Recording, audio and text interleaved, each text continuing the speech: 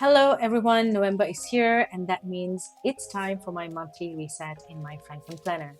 As usual, I kick things off with a good brain dump session. For this, I always have my plotter planner with me. It is my trusty sidekick for jotting down any tasks or ideas that pop up throughout the month. Carrying a pocket planner or notebook really helps capture those to-dos that come to mind while I'm on the go. And if you are more into digital planning, saving tasks on your phone works well too. But just a word of caution, it's easy to get distracted by notifications. I've definitely had moments when I picked up my phone to add a reminder, only to get sidetracked and completely forget my original task.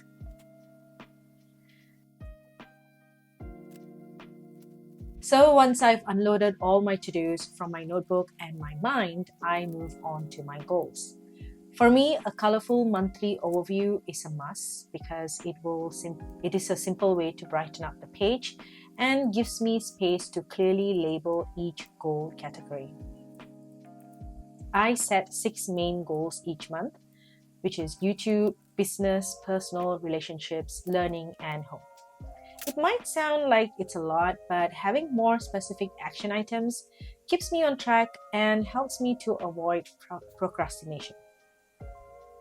To keep myself accountable, I also have a scoring system that I do at the end of the month during my monthly review session.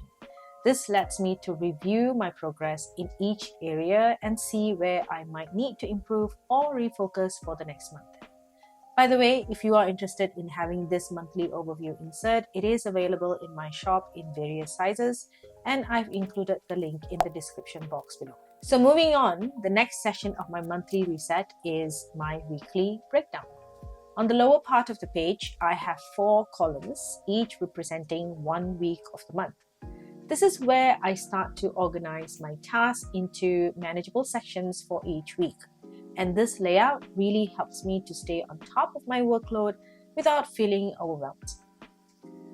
I begin by sorting through my brain dump list, picking out tasks and distributing them across the 4 weeks. This is not a final list though, because I like to leave a bit of flexibility to add tasks as they come up throughout the month. I find that this approach gives me a structured yet adaptable plan, so I don't really feel locked into a strict routine. I intentionally start with a fuller list for the first week since I usually have a clearer idea of what's immediately ahead. For the later weeks, I keep things lighter and add more detail as the month progresses. This way, when I sit down to do my weekly planning, I already have a running list of tasks. It makes my weekly planning sessions so much faster and more efficient.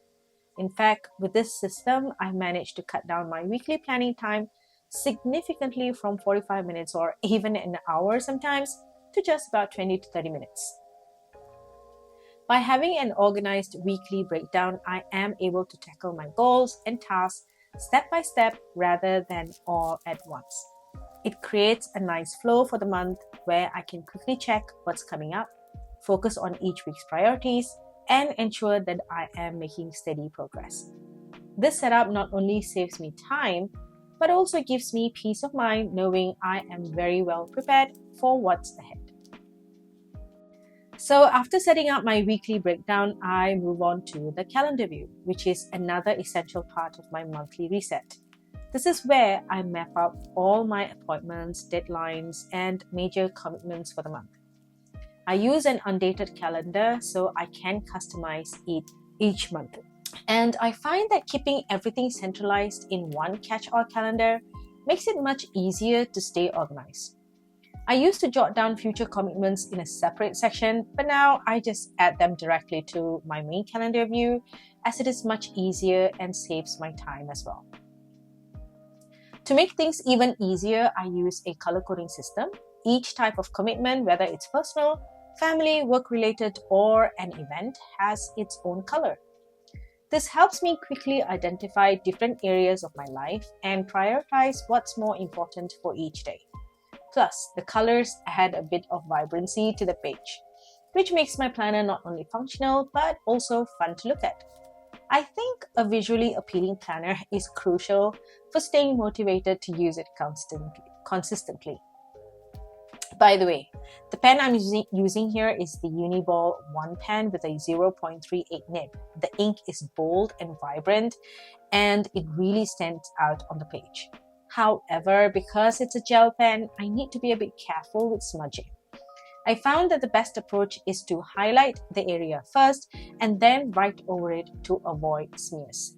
This little extra step is worth it to me because I love how crisp and bright the ink looks. It really brings the calendar to life. After filling in the calendar view with all my major commitments, I leave a bit of space for any last-minute additions. I find that having this flexibility is helpful because, as we all know, unexpected thing comes up. This setup lets me quickly update my schedule without needing to overhaul my entire plan. The calendar view is a key part of my system, allowing me to balance my time between my different goals and responsibilities effectively.